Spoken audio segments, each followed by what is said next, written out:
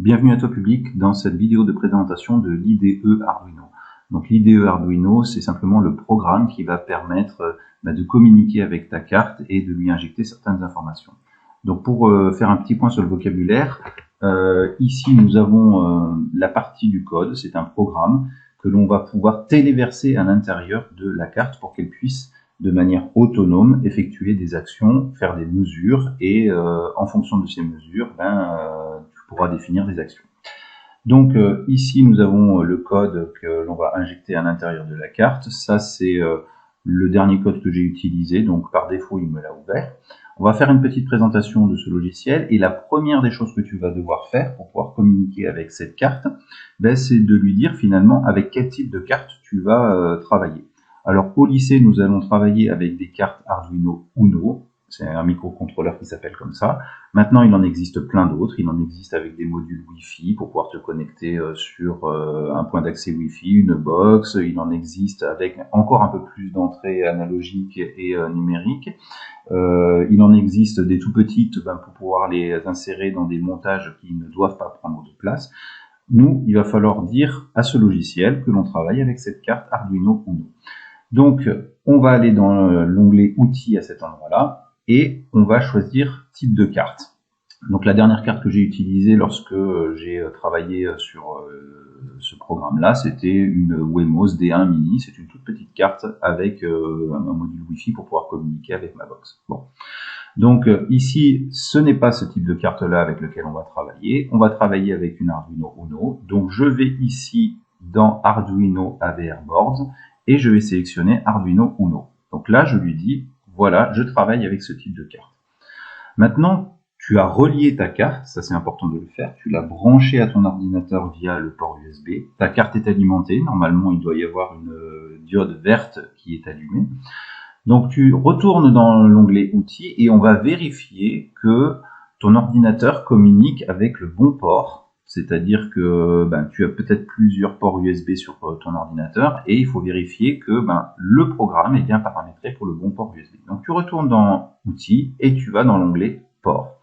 Ici, on voit que par défaut, il me propose le port COM comme un 4, mais qu'il n'est pas encore validé. Donc je vais cliquer sur COM 4. Voilà. À partir du moment où j'ai cliqué là-dessus, ici en bas à droite, tu vois écrit Arduino Uno sur COM4. Donc là, a priori, c'est tout bon pour toi. C'est-à-dire que tu as choisi le bon port USB et c'est la bonne carte et tu vas pouvoir commencer à travailler.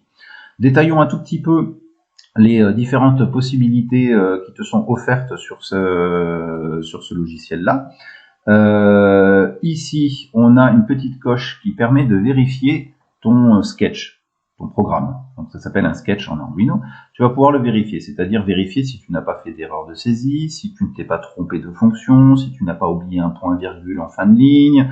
Voilà, donc ça c'est important de le vérifier avant de l'injecter dans ta carte, parce que s'il y a une erreur de code, ta carte ne pourra pas interpréter ton sketch et ça ne fonctionnera pas. Donc tu le vérifies, et à partir du moment où tu auras vérifié ton code, donc on va le lancer, on va lancer une vérification ici, donc je lance la vérification et en bas ici, il y a écrit compilation du croquis. Donc il est en train de vérifier que tout va bien, qu'il n'y a pas d'erreur de programmation dans le petit programme que tu vas injecter. Là, tu as une barre de progression qui te montre l'avancement de la compilation.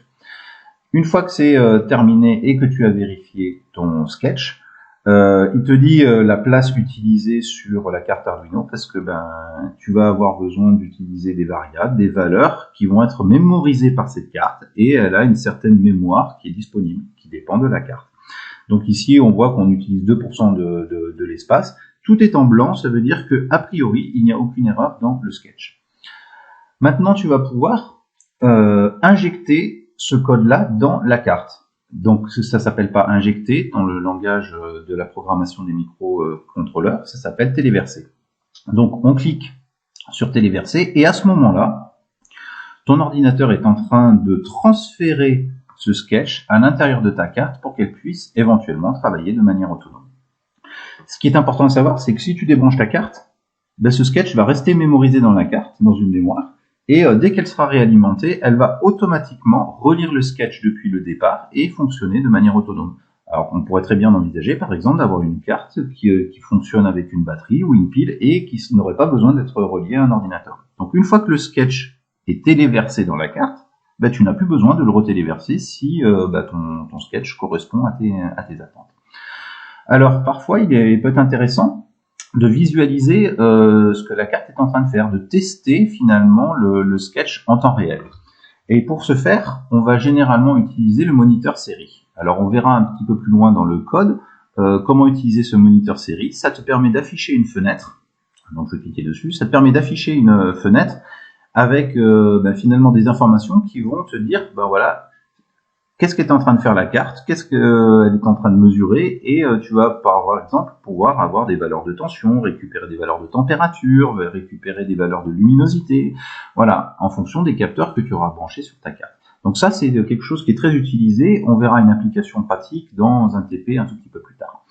Voilà pour ce qui est de la description de cette IDE Arduino. Dans les outils, il y a plein de choses qui sont importantes à repérer. Par exemple, les bibliothèques, ça c'est si tu as envie d'aller un tout petit peu plus loin. On peut très bien imaginer brancher sur cette carte-là un écran tactile, un écran à cristaux liquides. Et il y a déjà des petits bouts de code qui existent en ligne. Je t'indiquerai un site qui permet de les trouver, qui permettent d'exploiter ces modules-là. Donc en gros, tu n'as plus qu'à les brancher. Tu vas chercher une bibliothèque. Donc une bibliothèque, c'est simplement un morceau de code qui est déjà tout fait. Tu n'as rien à faire. Tu vas juste chercher la bibliothèque correspondant au module que tu branches à ta carte, par exemple un écran à cristaux liquides, et tu vas déclarer ici dans ton code que tu utilises cette bibliothèque et ton code pourra exploiter cet écran à cristaux liquides et afficher par exemple des données de température dessus si jamais c'est ce que tu souhaites faire en termes d'application.